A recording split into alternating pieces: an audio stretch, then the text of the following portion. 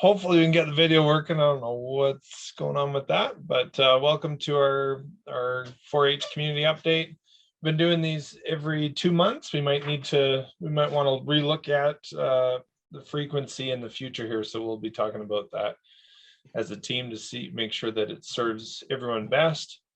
And today, it says, I think Suzanne was going to start with the pledge, but now I'm not sure whether she is. Since we can see Suzanne, maybe. That's all right. Yeah, I'll start with the pledge. Okay. So everybody do it together. I pledge my head to clear thinking, my heart to greater loyalty, my hands to larger service, and my health to better living for my club, my community, my country, and my world. Excellent. Thank you.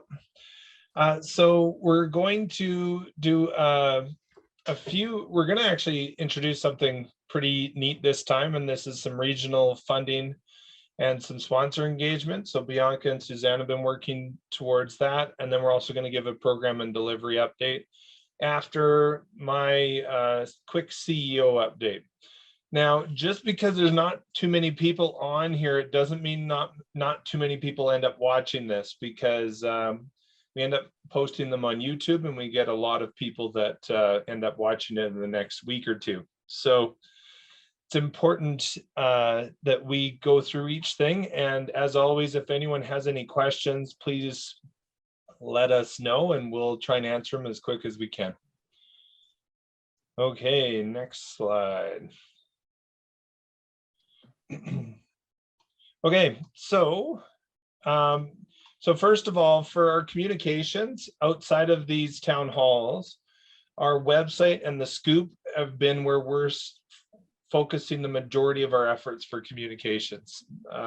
Some people have mentioned to me, especially when I started, that they get a lot of emails. So we're trying to centralize as much as we can on the website and the Scoop. That's where to check for everything, and then emails where needed. And we're actually working towards kind of automating some of those email processes in the future once we get our registration system and everything fixed up. Now I'll jump to the next one, and that is the online registration system. As everybody knows, we definitely had some bumps this fall.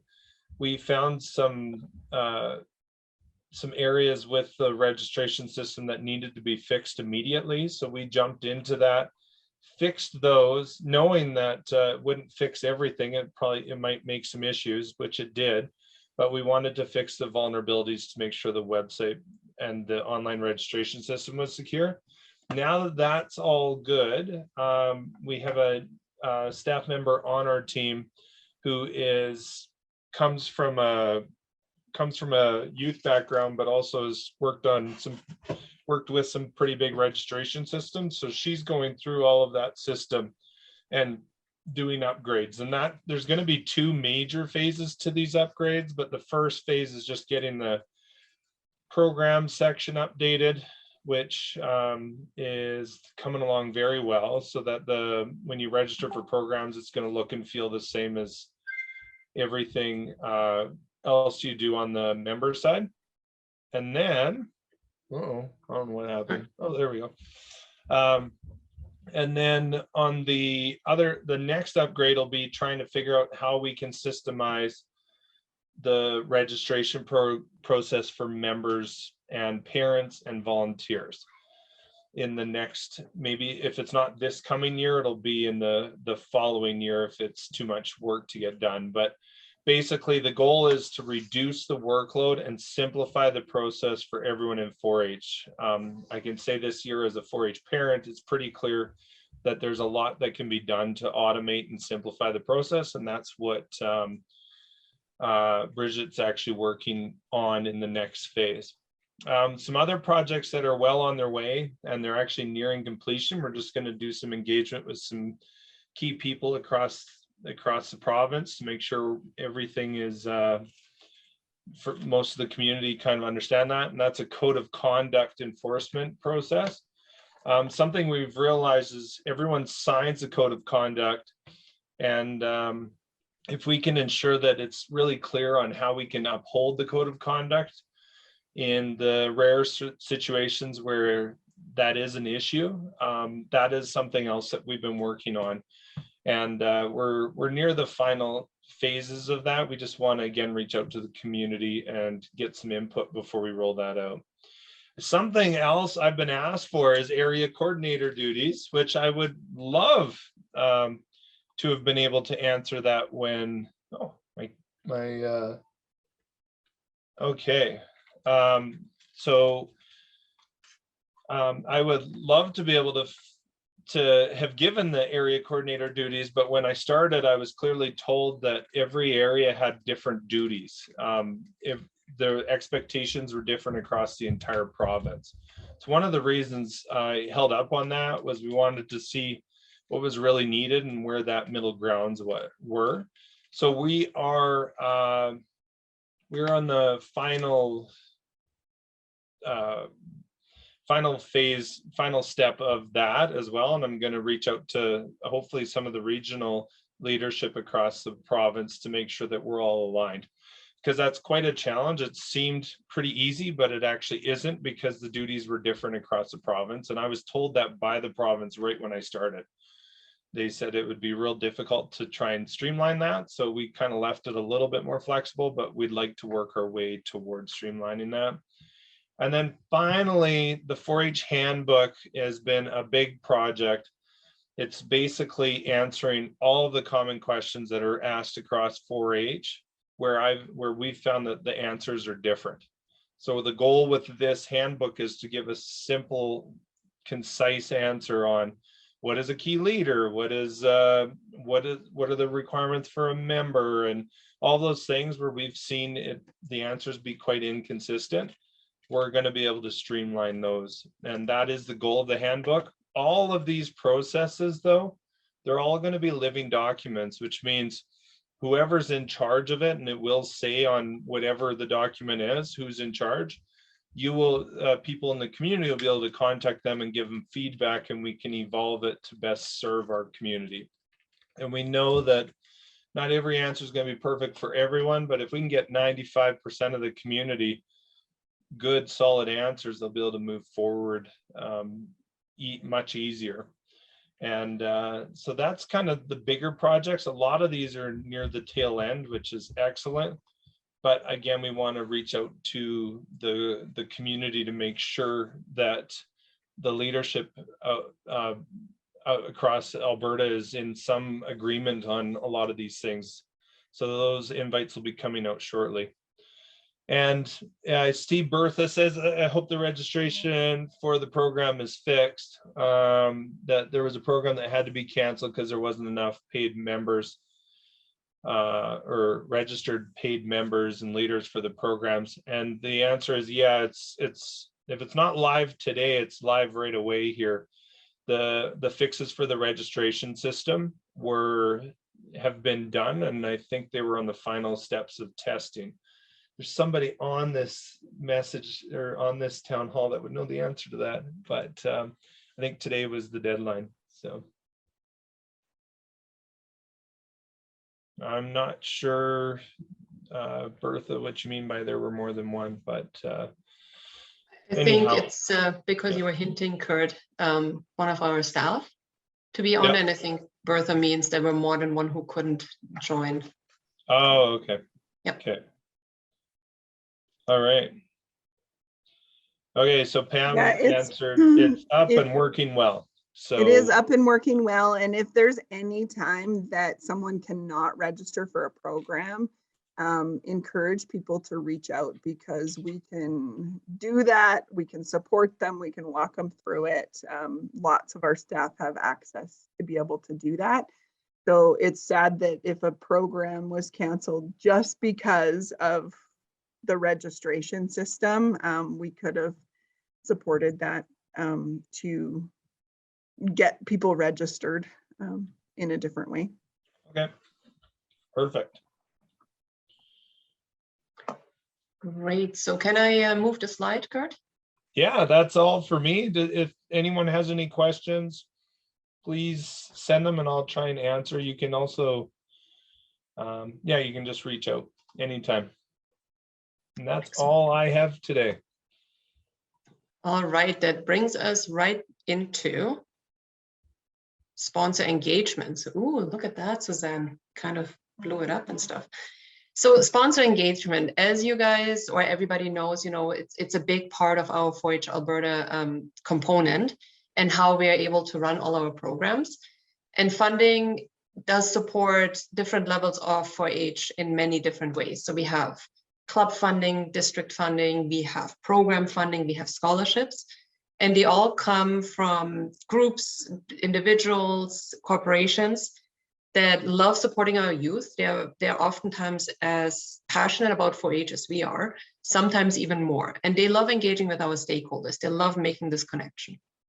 And they also want to, be engaged as much as they can. So I just had a conversation with a, hopefully soon confirmed prospect, and they love the opportunity to come out, to meet us at programs, to meet, with the youth on a club level, any kind of level that you can imagine.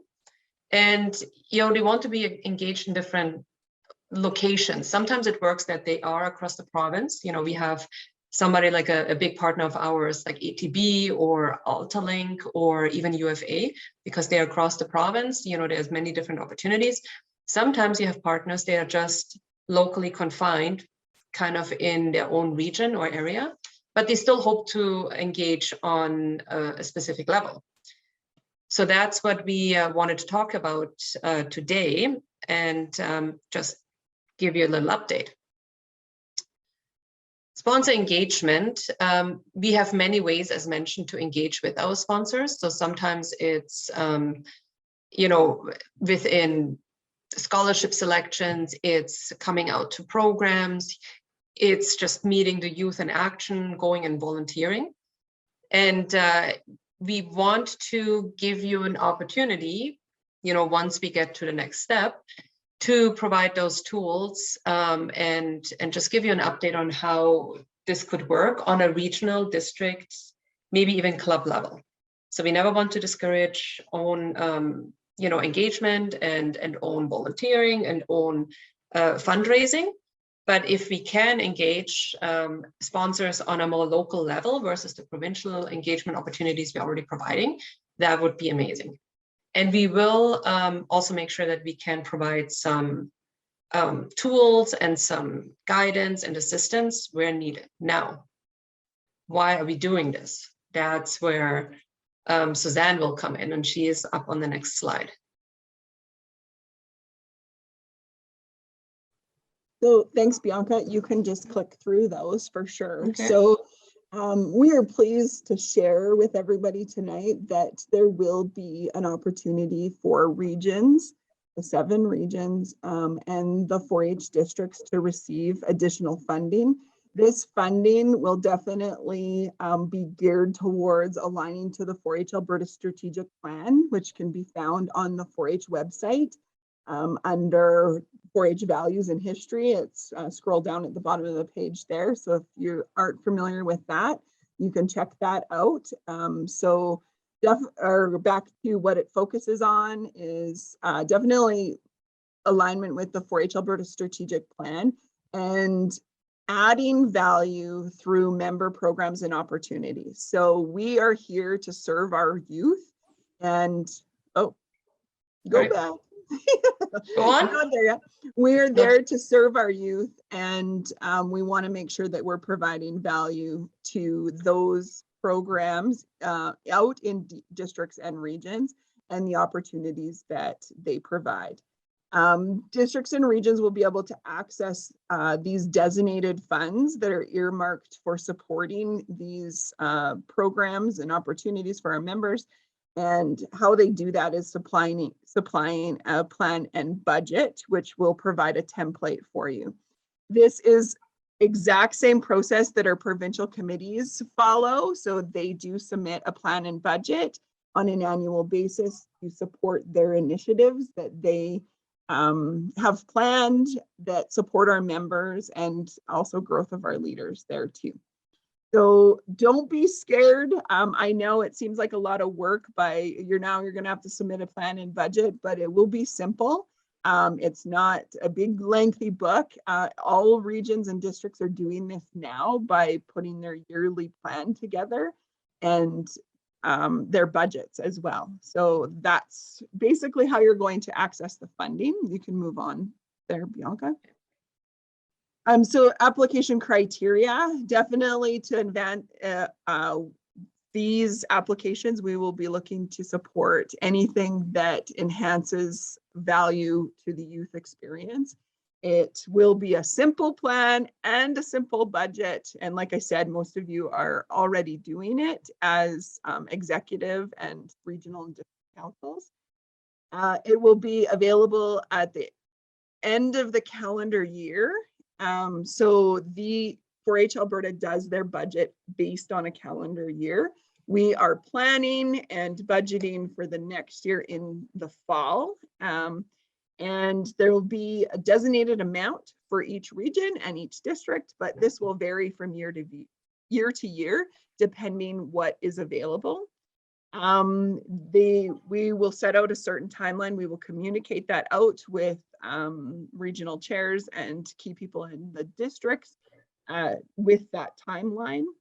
And also part of receiving this funding, we are hoping that, or not, we're hoping that regions and districts will showcase the sponsors as Bianca spoke about earlier. So how to engage them and how to showcase them at various events and activities that are within your region or district.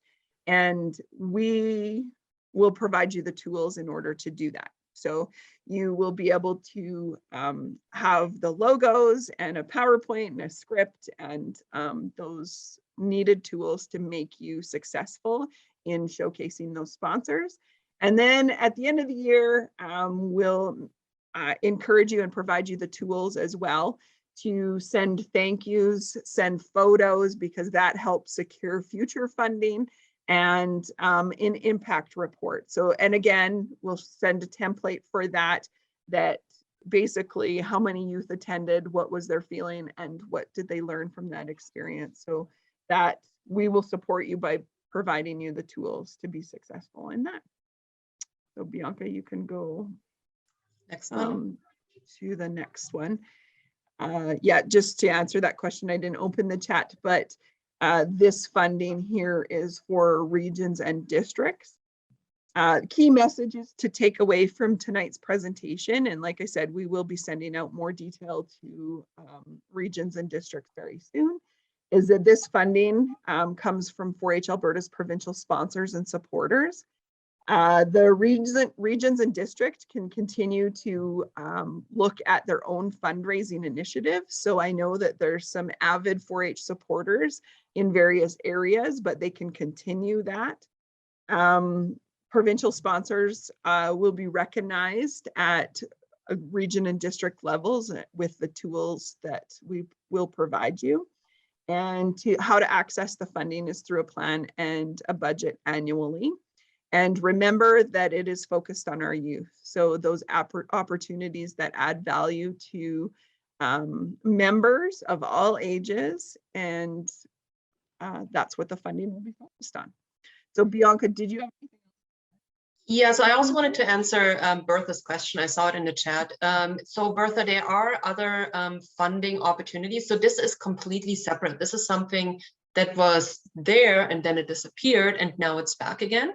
So it's, you know, we want to ensure that everybody feels the impact our partners make, and not just on the club level. We have a new, like I said, I spoke about a new partner that we're just finalizing the details with. Alongside, you know, there's UFA funding and AFSC funding. So there will be club specific funding still available always, but this is in addition to it. So we just want to make sure that everybody feels the love equally, and you know, just kind of build and strengthen that relationship, because like I said, they are really passionate about us. They're passionate about the youth and the program. And it is just a great opportunity to give back to the regions and districts and help them deliver their own programming, just a level up from the grassroots. I'm just going to add in there. So part of that plan and budget, if you see that clubs are requiring support, maybe that is something that a region and a district wants to look at. If they want to support youth, a new club startup, or just for a special initiative that a club is doing. But we will leave that in the hands of the region and the districts to decide if they're going to filter it to their clubs that they support or that are part of them. Yeah. Okay, great. So I hope that answered the question. And yeah, it's a great opportunity to just further grow our programs, the impact that we're making in the lives of our youth. And I think that's, in terms of the details that Suzanne spoke about, I think she knows much more about that, but I'm just excited to help everybody or support everybody and provide some templates. So I think we're going to start with about 3, where we are going to help set up a banner, that you can, and don't forget, you can still do your own fundraising. So if you have a local supporter that has supported your local, regional, district, or initiative, go for it.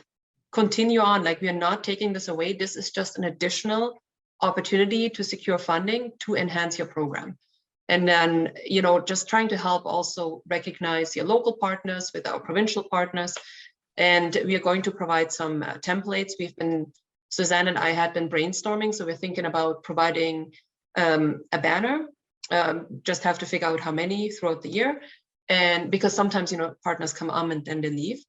And providing a PowerPoint that, you can download for your own personal needs, and possibly the thank you page. And then we'll see what else we get from the community that you think would be of value. So throwing out an example as being possibly a table tent card. We can design something if there is a specific need or that you're missing an item, but we are here to help. I think that's really all I'm trying to say, is we're here to help and we're here to support. Mm-hmm. One just last point on this too is that, and it builds on, we are here to support. We know that each region and district right now, they are doing their plans and their budgets at different times of year. So we definitely want to work with you. Through your area coordinator, they will support that. That'll most likely be the avenue where you submit that.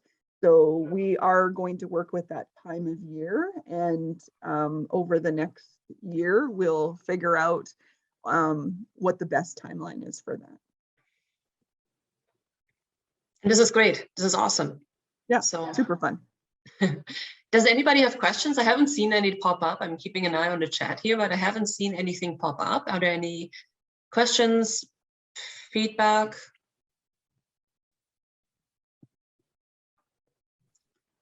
Don't think I'm seeing anything. With that being said, I move on to the next slide if that works. Okay. So the next little bit is just some updates and some interesting tidbits to take home. So over the last year and a half, 4-H Canada has implemented activity plans and, of course, the incident reporting, which has moved to the iSight platform. Just a few reminders about that. Sherry's asked to pass this on as she looks after the activity plans, is to remember to submit your activity plans a minimum of 14 days before your event, because submission of them in an evening before and the event happens the next day, if there's some extra information that is needed or some verification of screening, that sort of thing, it doesn't allow us enough time to appropriately approve that activity plan. So make sure that you submit it a minimum of 14 days prior to the event. And just a friendly reminder of what you're submitting activity plans for. That's for anything that is beyond the club. So if it's inter-club, district, region, anything that is overnight or involves travel within the activity or the event, and any high risk activities. So it is not every 4-H activity at this point. 4-H Canada has put these guidelines in place for those activities that I just listed when you need to submit an activity plan. So we do appreciate everyone that has taken time to do the activity plan. We know it is time consuming. We know it is sometimes difficult to do it the first time for sure, but we do appreciate everybody's time for completing that 4-H Canada requirement. The next is incident reports. It's actually the same form, but you select what you are going to submit with the drop-down menu. So remember to submit your accident or incident report immediately following the incident or the accident to capture the most information as possible. And if you do need assistance in filling that out, don't hesitate to reach out. Or even if you are unsure if you should fill something out, please reach out to a 4-H Alberta staff. That middle picture is really tiny with the arrow there, but that's where the form can be found. Yeah, Bianca's circling it there. So if you go to the 4-H website, you'll see the drop-down menu that says resources. We've made it in a pretty easy place. So you click on resources and it is the first thing on the drop-down menu. So it's not hidden on the website anymore. You'll be able to find it. And also the two pictures on either side, there are quick reference guides that were developed by 4-H Canada to support you through the process. So yeah, you can move on, Bianca. And Suzanne's in charge of accreditation. So if you ever have feedback related to those requirements or something, I know 4-H we can work with 4-H Canada and see if there's anything that we can do to make improvements. It is a newer process that came out recently, and we're doing our best to implement it. But while it's new, if there's feedback, always send it to Suzanne's way. For sure. So this needed a huge big drum roll in our presentation here. As many of you know, 4-H partnered with Staples to run our hybrid club supply order, and we've have lots of lessons learned. We're already working on our system for next year to better serve our members with their resources and our leaders. But here is a discount card. It's 30% off. That's unheard of in a lot of places. You go and you only see 5, 10, but 30% off for print design and marketing online or in store. So you can't go buy your pencil crayons, but you can definitely print all of those Achievement Day programs, the public speaking programs, anything in print, and you can order them in line. I see the comment in there that East Central doesn't have a Staples, and excuse me, we do know that. You can order online, and guess what? They'll ship it to you for free, but it does take a little bit of pre-planning on your behalf to make sure that you have enough time to receive that order. So you can select the store that you want it to either be delivered to, or you can have it shipped out. So that's a pretty good cost saving.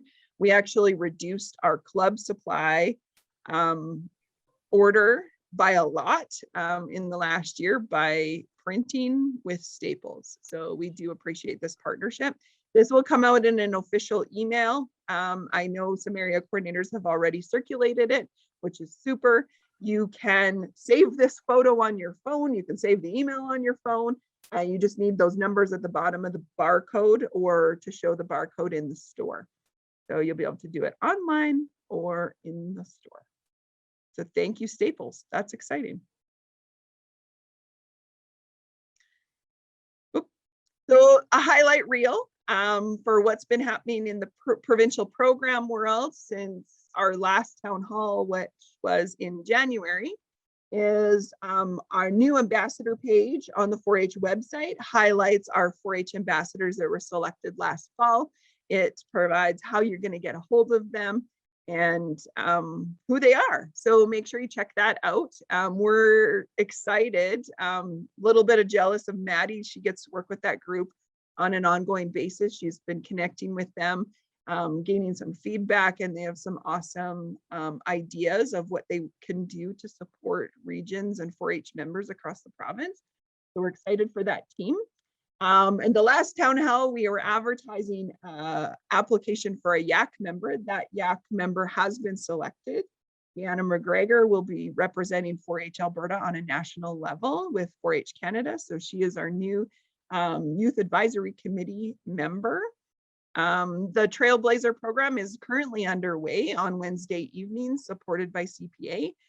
Great group of 4-H members that are striving to be an entrepreneur, and we will actually put their products and or services out for people to either purchase or look at through that program. So I'm excited for that.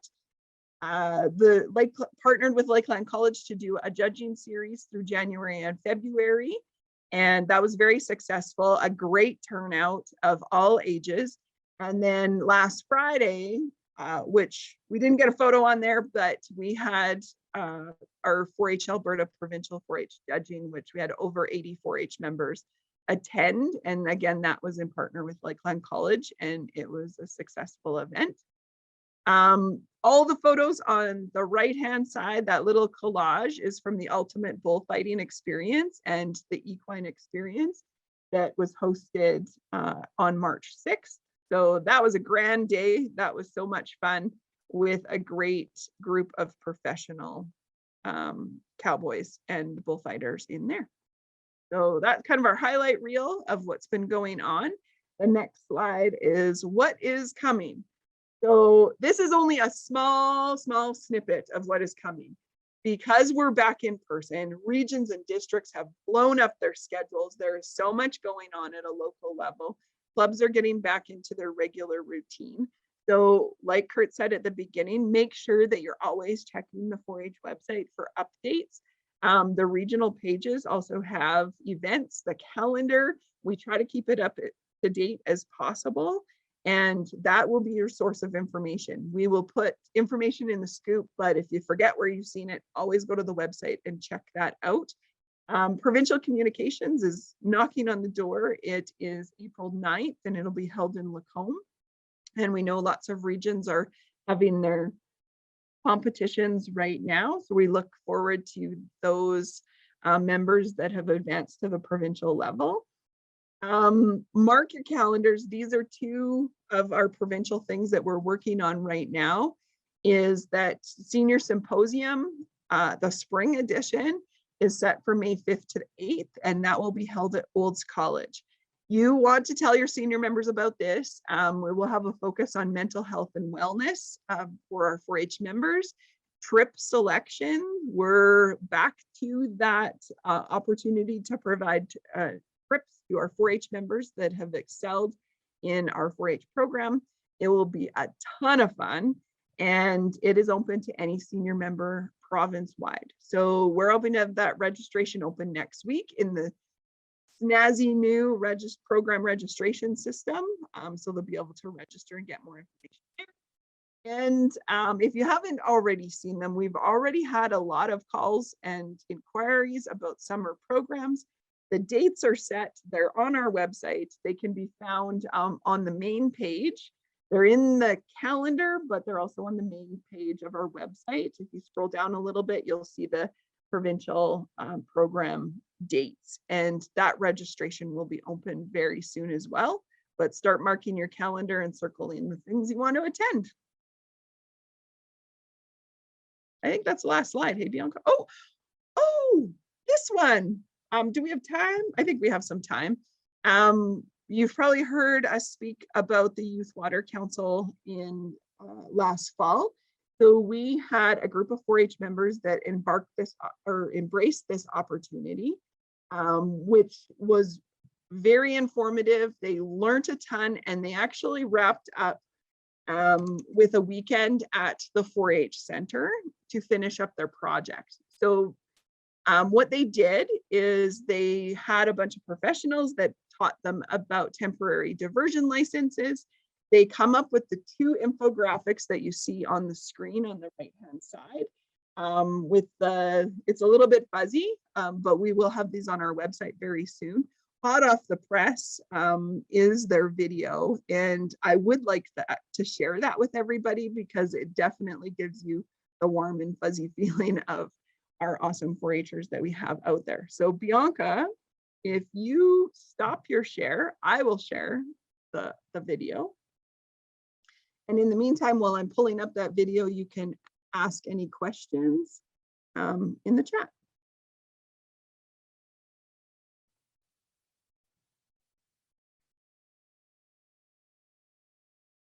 Nope. Not seeing anything yet. I'm coming. On questions, I mean. Oh, on questions. Okay. Yeah. No pressure, Suzanne. No pressure at all. No, that's fine. I just want to make sure that I'm optimizing my sound and share. So this is one of 2 videos that I'm going to share with you that our 4-H members put together. The link, I can put it in the chat as this is going on, but if you're looking for more information, it's youthwatercouncil.com, and their infographics are on there, as well as the 2 videos that they made. The 4-H members were able to work with professional videographers and the 2 professionals that led them through the sessions, and they designed the video. So everything that you see, they did the interviews, they did the homework, and they scrummed through a ton of video footage. So without that, I'll stop talking. And if you can't hear it, please let me know.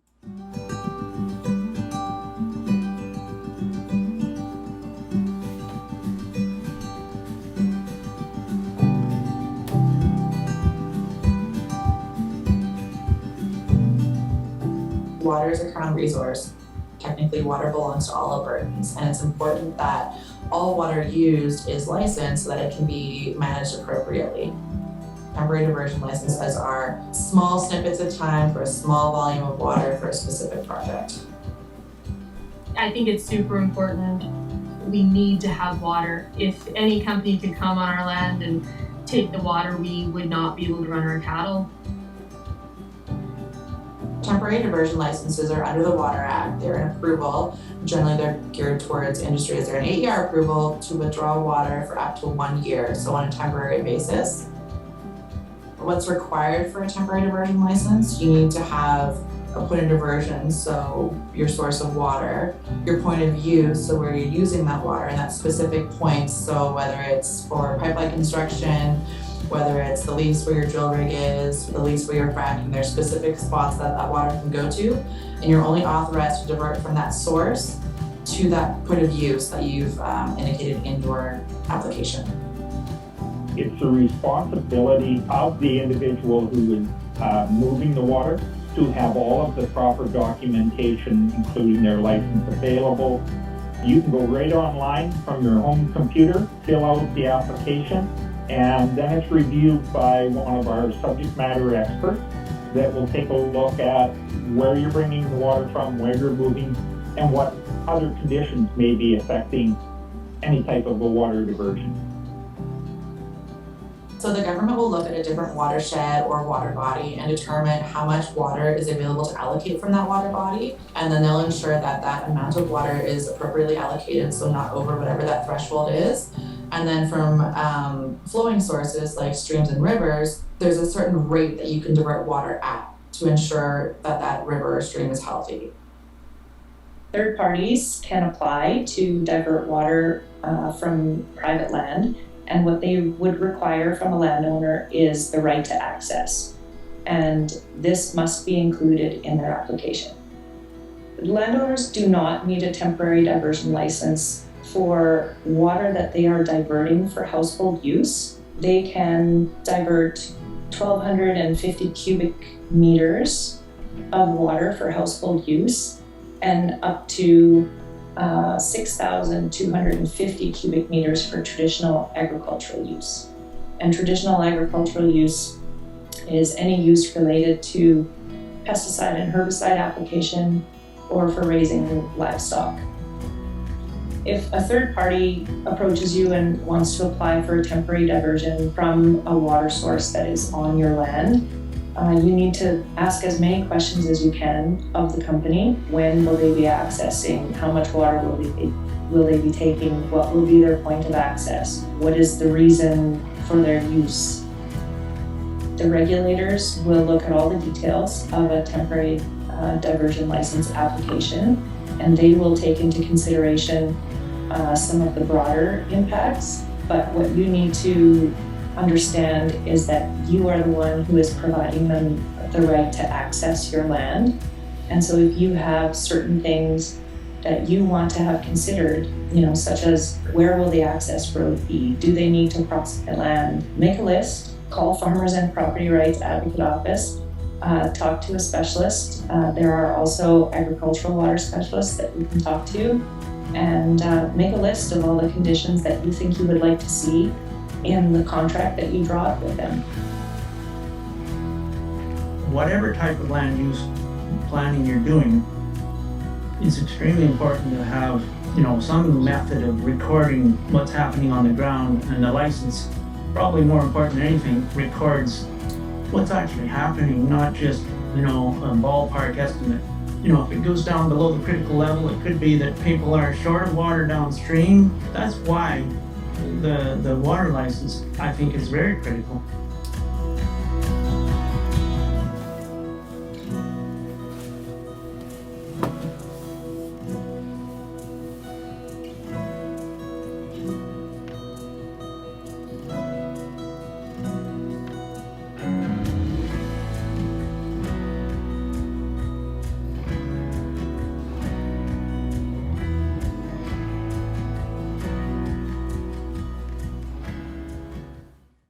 So that's it.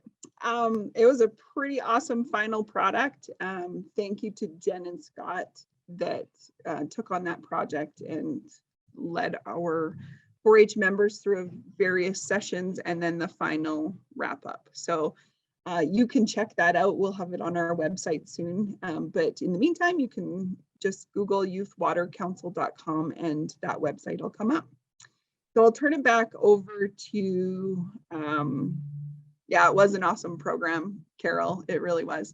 And with great results. And they did it all. And everybody on here can attest to how great our 4-H members are, but they really laid out the infographic. They picked the information that they thought was important, and they come up with some great results. So we'll go back over to Kurt now. And I think there's a couple more slides and then we'll wrap up. Thanks, Suzanne. Just one more slide here. I think it's just in, oh, it would be maybe the next slide. Not sure where it is. Okay, maybe I'll have to share. Let's see if I can do this.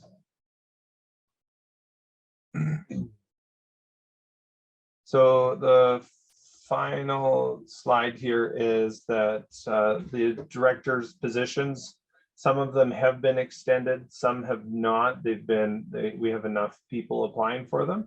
So the final positions for the 4-H Alberta board are the diversity directors, and those are usually specialists in finance or law, or you bring some kind of, or teachers, people that bring real specific skill set to the board, or have a lot of interest in 4-H and for whatever reason. So that role, the youth role, are now extended till March 28th. So if you're interested, the information's here. We put all the information for volunteer and full-time positions under career and opportunities with 4-H on our website. So you can go there, and there's a simple application process. You can fill that out to be considered. And then also the foundation director roles. And I've had a few questions about the foundation, but the 4-H Alberta Foundation's role is simply to oversee the assets and keep them separate from the operations of 4-H Alberta. It's not this, like Bianca worked for the old foundation, but she works for 4-H Alberta, and the employees all work in the same under the same roof now. So that role will be stewardship of the resources or the assets of 4-H Alberta, which is the 4-H Center, and then all of the endowments. And we they go over them and make sure that they're invested adequately.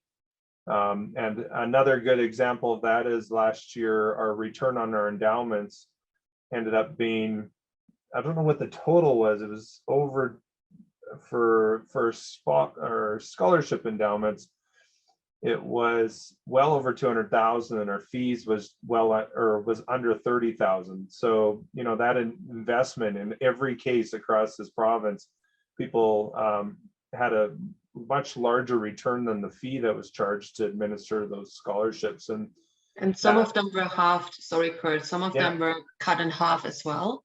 Yeah. Which I think that's what you're trying to get at. You know, those would be the jobs held by that director. Yeah. And this role would just be overseeing that investment, making sure it's done properly. And it would be a lot less volunteer hours than the 4-H Alberta board, for sure. Although I'm sure the board was hoping that they'll have less hours in the future because they've had to work a lot. So please take a look at the website, and it is open for application. And then they're vetted. Last year they were vetted by outgoing board members to make sure it's neutral, and then put back to whoever across the province were having the final say.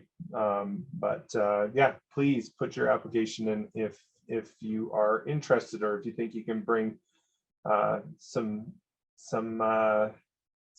to the board. Anything, it would always help us. I will unshare now. I'll unplug that.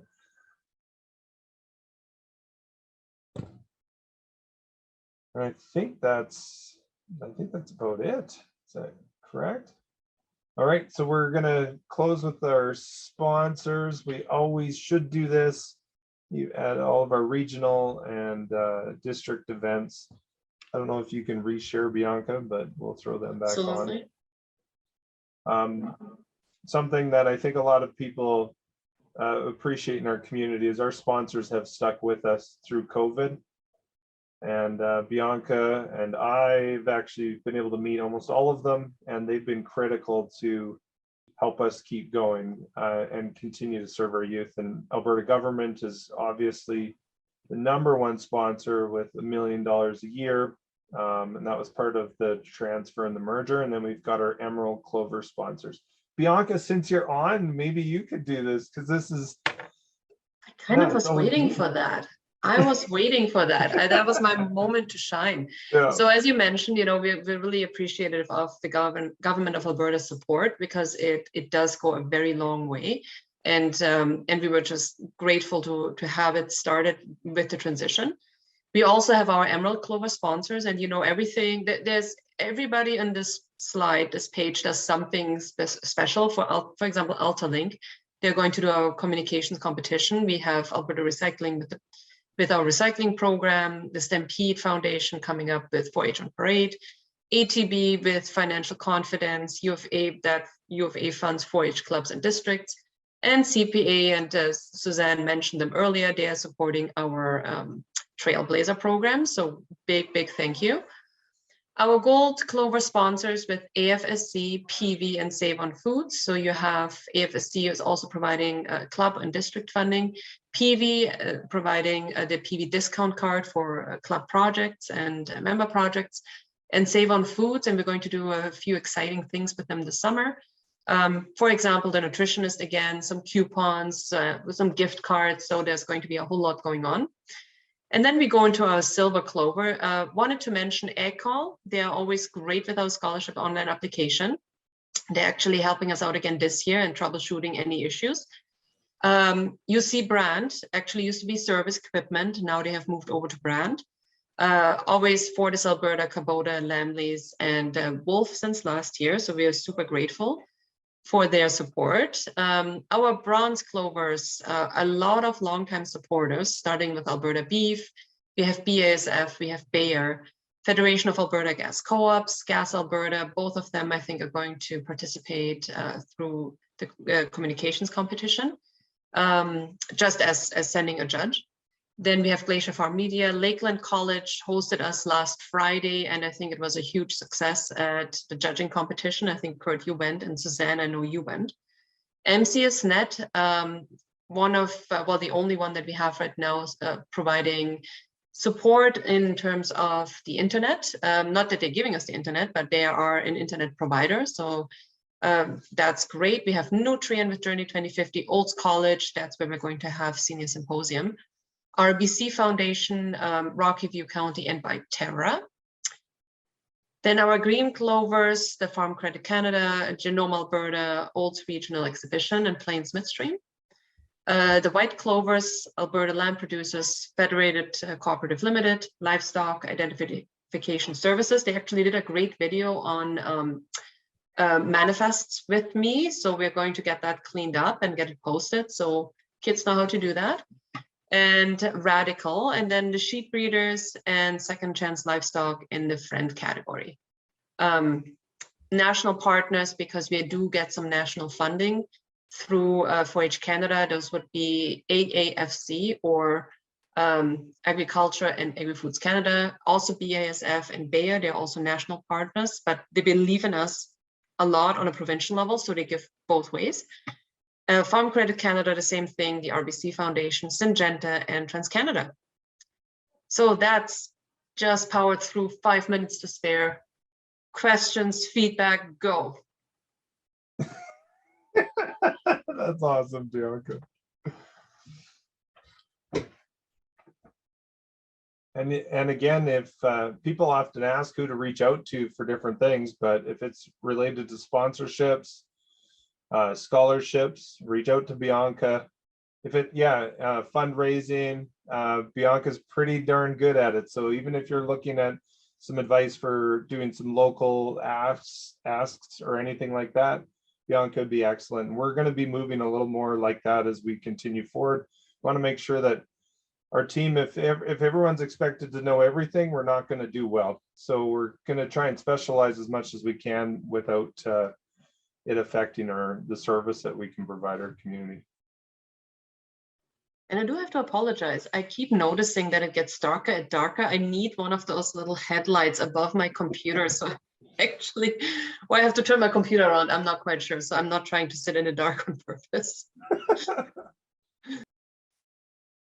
All right. At this point, we don't have any questions open. There was a question about record books, but Suzanne answered it. I do want to say this is our first time with the record books. We are going to front end this whole process as much as we can next year to make sure that it's much faster and much smoother, and get those in your hands as fast as we can. That's about it. All right. We got 4 minutes to spare. And yes, Bertha, I will see you on Saturday. North of Edmonton, right? I just drove out to Vermilion last week, so yeah. All right. On that, I guess we will wrap up. Thank you very much for coming. And if anyone if you want to send this to anybody, just check the YouTube site. We'll have it up in the next week. Thank you. Thanks so much, everybody.